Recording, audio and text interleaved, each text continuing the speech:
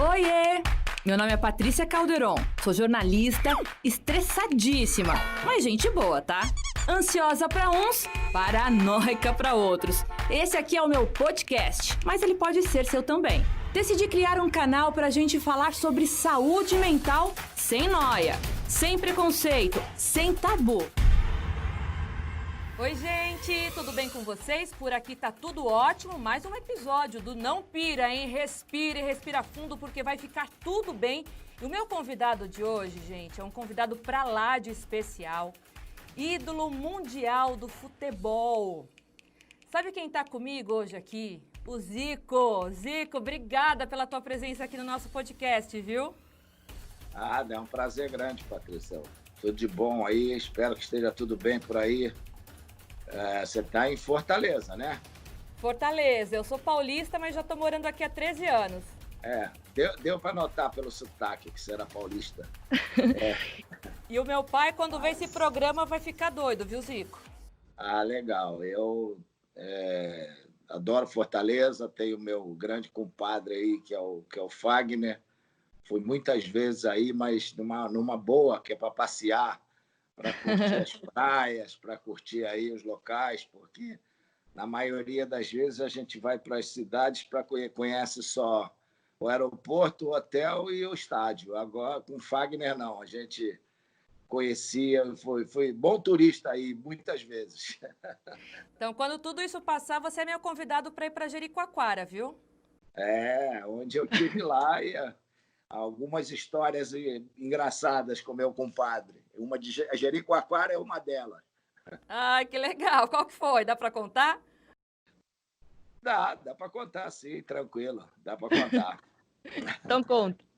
Porque a gente foi, passou lá e tal, curtimos a praia, legal, tudo bem. Jericoacoara ainda não era o que é hoje, né? E aí nós tínhamos que voltar de bugre.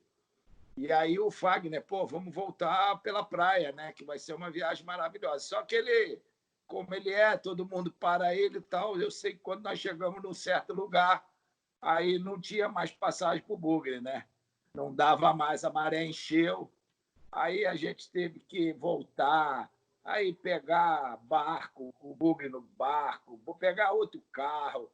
Aí fomos para uma estrada de terra, sabe daquelas de filme que você vê só no sertão? Sei. De vez em quando aparece alguns botecos para a gente ir e tal. Aí tivemos que fazer uma estrada imensa, depois voltar tudo no asfalto para ir para um outro hotel para passar a noite. E foi uma aventura longa, mas importante. É sempre bom a gente conhecer o Brasil.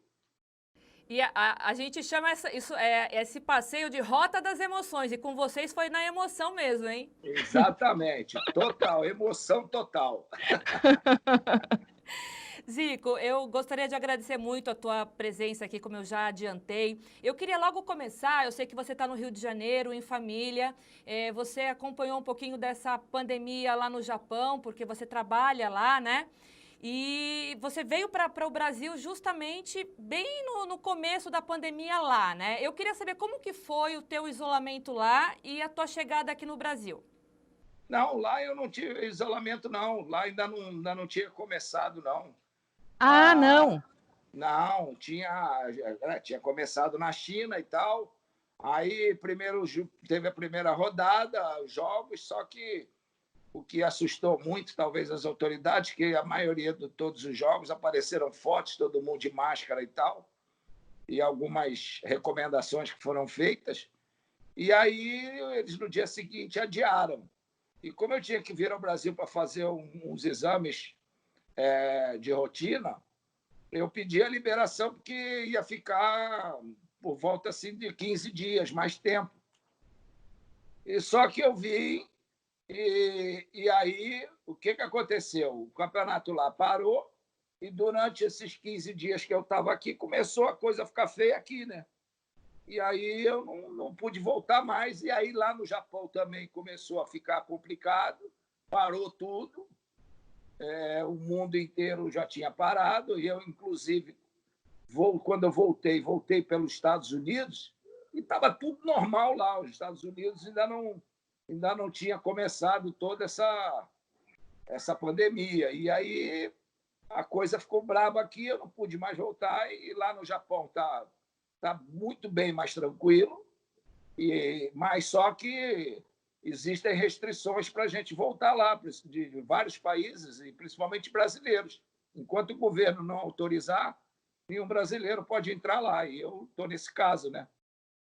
Ah, então você está no seu isolamento aqui, veio só para fazer exames de rotina, acabou ficando e agora com essa dificuldade de retorno, então não tem nem previsão, né, Zico? Exatamente, eu estou desde o dia 1º de março aqui, e não sei como é que vai ser lá no Japão. Os times já estão treinando, há a possibilidade do campeonato voltar no meados de julho, mas ainda não tem nada definido. Lá no Japão, a situação é muito pequena, está tudo muito bem controlada. Agora, aqui não, né? Aqui é que tá difícil. Então, eu estou já, 70 e poucos dias dentro de casa. Eu tenho acompanhado nas redes sociais você com teus netos, né, Zico? Como que está sendo o teu isolamento social em família? Olha, eu estou aproveitando muito a minha casa, né? Porque a gente, foram 50 anos de trabalho, graças a Deus, construir uma bela casa, um belo patrimônio, e que, quando você está no trabalho, você aproveita pouco. Então, eu estou aproveitando muito aqui, curtindo, fazendo meus treinamentos, atendendo a vocês, brincando com meus netos, fazendo aquilo que a gente pode fazer, né? Porque tomando todos os cuidados relativos a essas recomendações todas, né? Fazendo meus exercícios físicos e tal. Então, brincando com meus cachorros, cuidando de planta, fazendo todas essas coisas que a gente gosta, que eu gosto de fazer, que faço quando posso lá no Japão, mas aqui é sempre uma vida muito atribulada, muitas coisas para fazer, muitos compromissos. Então, agora estou aproveitando bastante a minha casa. E atividade física é fundamental, né, Zico, no momento desse, porque é saúde que tem que estar em dia, né, para a imunidade não ficar baixa, e a saúde mental também é importante, né, porque não tem sido fácil. Você comentou que você é um privilegiado de ter uma casa agradável para poder estar, ficar com a tua família, mas nem todo mundo tem essa situação, né? O que você sugere, hein, para quem está num momento meio estressante dentro de casa, que pode fazer para poder amenizar aí a situação emocional? Eu acho que é evitar o máximo que puder de noticiário. Você tem que escolher um e procurar saber do que acontece e tal, para estar em dia, e no mais, tentar ver bons filmes, tentar ler bons livros, tentar criar alguma coisa que você gosta, que estava em possibilidade de fazer, de tentar uma rotina dentro da tua casa. É lógico que grande percentual da população brasileira tem dificuldades, isso é realmente muito complicado. Procurar, quando for sair, atender essas recomendações, né, com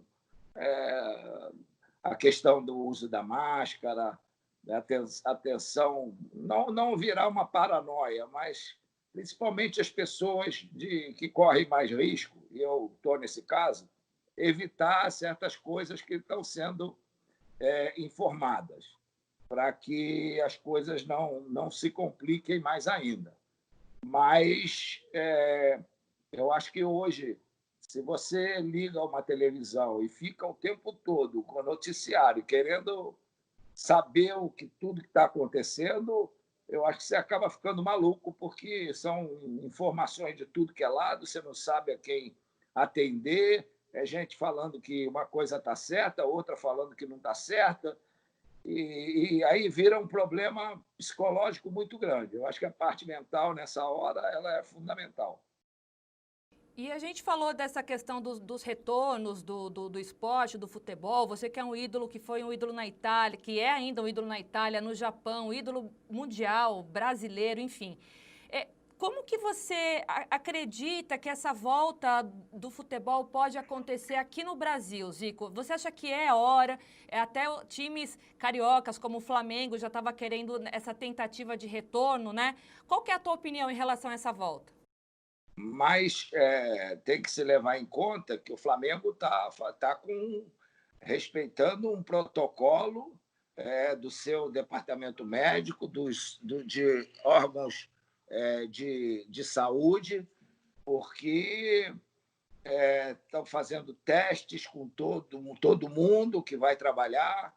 Então, está dentro de uma característica. Eu acho que são poucos que podem fazer isso. O Flamengo chegou num top que dá para fazer. É igual o Kashima lá no Japão faz. Tem horários diferentes, grupos diferentes. Todos os dias os jogadores são testados.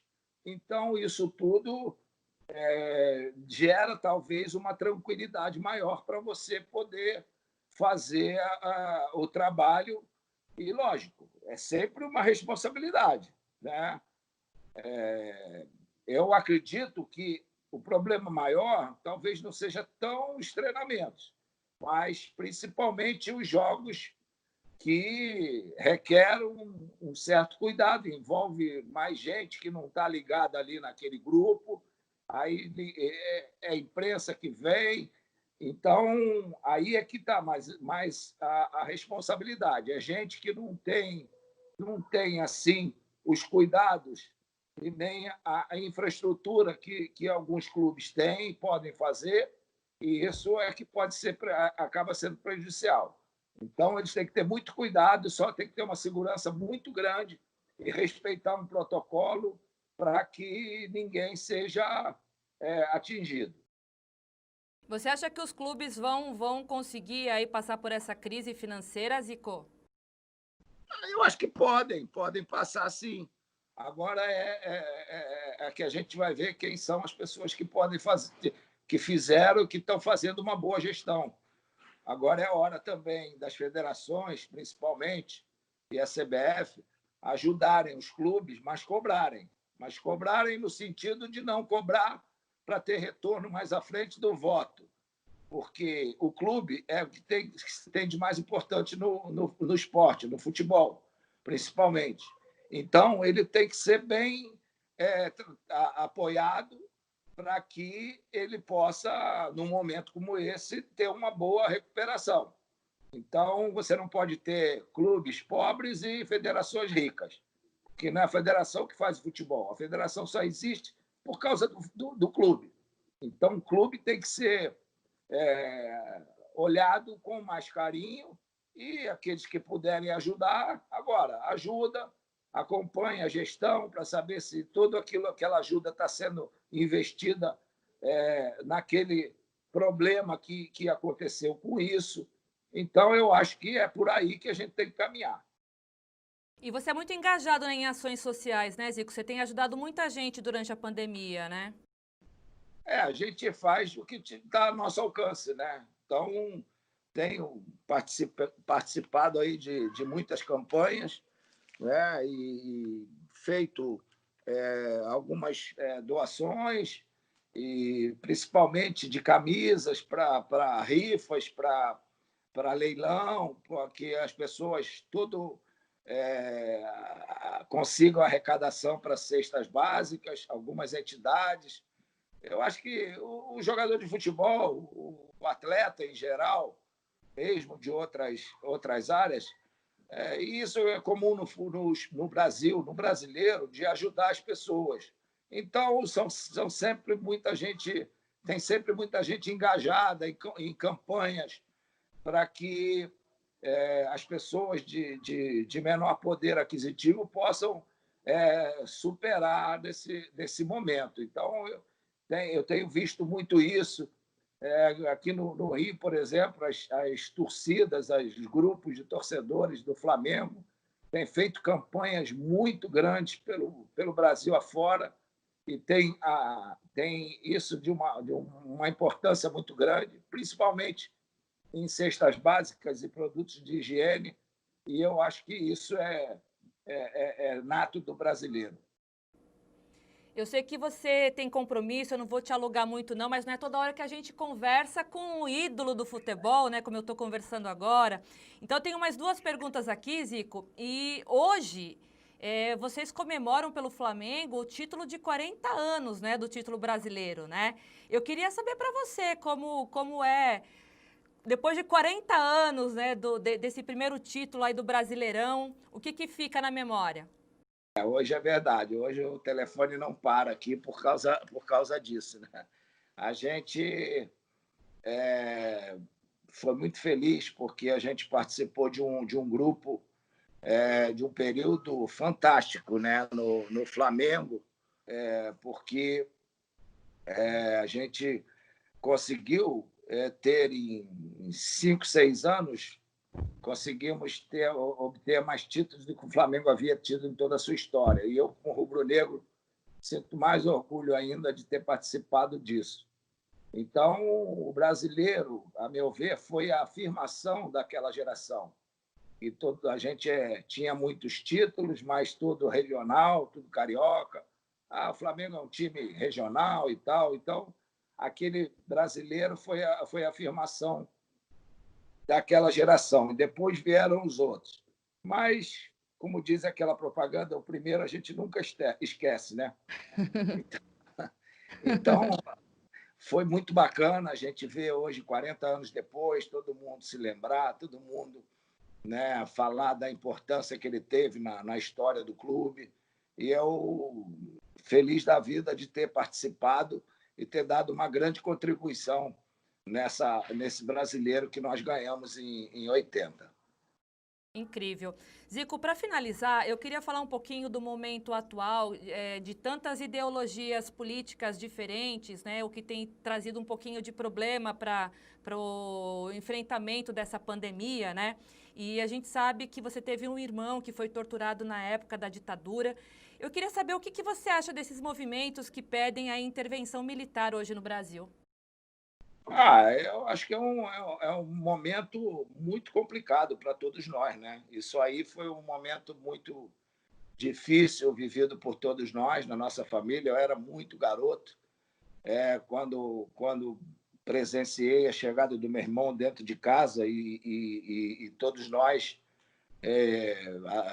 lógico, me esconderam muito porque eu era criança e não me falaram tanto do que tinha acontecido. Eu fui tomar conhecimento de algumas coisas anos depois e, lógico, todos nós somos totalmente contra essas questões, né? E eu acho que, infelizmente, o que a gente tem que tomar cuidado é com esse tipo de situação que acontece, mas é velada, né? Você tem aqueles que falam abertamente, tem uns que fazem todo um tipo de plano de forma velada. E eu acho que a democracia não é isso. Confundiram aí democracia com bagunça, com posso fazer tudo. Infelizmente, a gente, nesses últimos anos, aqui no Rio, por exemplo, a gente vê dos últimos governadores, 5 serem presos. Quer dizer, onde nós estamos com isso? Onde é que a gente foi parar? Problemas de corrupção com tudo. Então, é muito difícil hoje você confiar nas pessoas. Eu acho que na hora do voto, a gente vota confiando, erra e, infelizmente, depois se arrepende, você quer colocar alguém, mas esse alguém, às vezes, por trás tem uma situação muito ruim. E eu sou contra qualquer tipo de imposição, de ditadura, de linha dura, né? De tirar a liberdade das pessoas, do ir e vir. Então, isso tá hoje, nós estamos vivendo uma situação que ninguém sabe a quem seguir. Eu trabalho num país que existe uma linha, que é o Japão. Então, a situação lá qual é? O primeiro-ministro vai, só ele fala: olha, a situação é essa, acontece isso, isso, isso, isso. Então, as recomendações são essas, e todo mundo respeita. Se outra pessoa vai falar, Aí o primeiro-ministro vem, olha, vai falar o fulano de tal que é o responsável por isso, por essa área. Ele vai e fala. Mas a ordem vem sempre lá de cima. Então, aqui no Brasil, não. Aqui, um fala uma coisa, outro fala outra, todo mundo dá opinião, todo mundo vai para as TVs, todo mundo entende de tudo, todo mundo sabe de tudo. Aí, no dia seguinte, o cara, bom, não é bem isso, eu me enganei, achava que era uma coisa. Fica todo mundo na base do achismo. Então, não tem uma direção. A população brasileira não sabe a quem seguir. Então, ela escolhe uma. Ele olha assim, eu acho que aquele cara ali, simpatizo por ele, gosto dele, vou seguir aquele ali.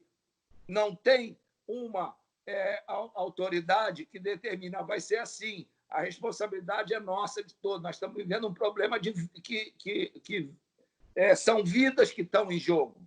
E lá no Japão, a maior preocupação é com a vida das pessoas. Então, podem acontecer problemas, podem acontecer perda de vidas, isso acontece todo dia. A gente vive num mundo em que nós estamos no século que estamos hoje, e ainda existe dengue, ainda existe aí febre amarela, ainda existe aí sarampo, e não é possível. Então, o Covid vai ser mais uma dessas. Agora, gente que, às vezes, infelizmente, querem tirar, às vezes, proveito da tragédia das pessoas. E isso é que nós não podemos existir. A gente ter... é o tal negócio. Eu dou meus exemplos com o que eu faço, com o meu trabalho e com a minha postura. E se tem alguns outros assuntos que eu não sei, eu não vou falar. Eu não tenho que falar porque não é a minha área. Não tenho obrigação nenhuma de falar de certas coisas. E tem gente que acha que tem que falar de tudo, gente até mesmo achando, porque é conhecida, popular, tem que abrir a boca para falar de tudo. Então, eu falo do que eu conheço, do que eu sei, do que eu sinto, e não de situações que eu não estou vivenciando. Mas você acha que o presidente está dando mau exemplo de participar de manifestações, não utilizar máscara, já que ele é o poder máximo da nação, Zico? Eu acho que no Japão é o primeiro-ministro. Aqui nós fizemos num regime presidencialista, ele que deveria dar as determinações. Né? Ou então, se não é assunto dele, passar para quem de direito. Então, deveria ser assim. Agora, infelizmente, não está sendo. Você se arrepende do voto, Zico? Não me arrependo de voto, porque eu primeiro que eu não votei nessa última eleição, porque eu não estava aqui, eu estava no Japão. Mas os que eu votei que me decepcionaram, eu não me arrependo, porque na hora você acha que é a melhor opção. O que vai se fazer? Ninguém é perfeito, todo mundo acerta, todo mundo erra. E eu não vou ser diferente. Eu não sou perfeito, então o que eu posso fazer? A gente olha lá, tem que votar. Eu prefiro votar errado e depois me arrepender, no caso, do que não votar e me omitir de uma decisão. Legal. Zico, para finalizar, quando tudo isso acabar, quando a pandemia terminar, qual que é a primeira coisa que o Zico quer fazer? Pegar o avião e ir trabalhar no Japão. Legal. Bacana. Qual que é a mensagem que você acha que a pandemia vai deixar para os brasileiros, Zico? Para a humanidade, na verdade, né? Eu acho que algumas situações que a gente precisa fazer no dia a dia e não só na pandemia, algumas atitudes que a gente precisa tomar e não só num momento como esse. Eu acho que o dia a dia a gente aprende muito com tudo isso que está acontecendo. Eu só lamento das vidas que nós estamos perdendo, né? Porque a vida é o que a gente tem de mais importante nessa passagem nossa aqui pela Terra. Você é um homem de fé, Zico? Sou, acredito em Deus. E que tudo vai passar, né? Exatamente, vai passar, mas infelizmente que muita gente vai ser punida por isso, com a própria vida. Mas eu acredito que uma lição grande a gente tem que tirar disso tudo. Zico, muito obrigada pela sua entrevista. Eu não vou te alugar mais, porque eu sei que você tem um compromisso, a gente combinou e eu estou tentando seguir a regrinha aqui dos minutinhos para não te atrapalhar e numa próxima a gente conseguir falar de novo, mas foi um mega prazer. Eu acho que todo mundo que for assistir esse programa no YouTube, for te ouvir no podcast, aqui pela Jovem Pan News, Fortaleza, vai se sentir assim, lisonjeado e privilegiado como eu estou me sentindo. Muito obrigada. De nada, um abraço grande aí para você e para todos os queridos aí dessa linda cidade que é Fortaleza. E a gente te espera aqui para o Ceará para você de novo voltar para Jericoacoara e dessa vez sem muita emoção, tá? Obrigada, Zico. De nada, tchau. Abraço, tchau, tchau. E o episódio desta sexta-feira do Não Pira e Respira fica por aqui, mas eu te espero, hein? Sexta-feira que vem, no Pan News em Revista, primeira edição. Tchau, tchau. Qual?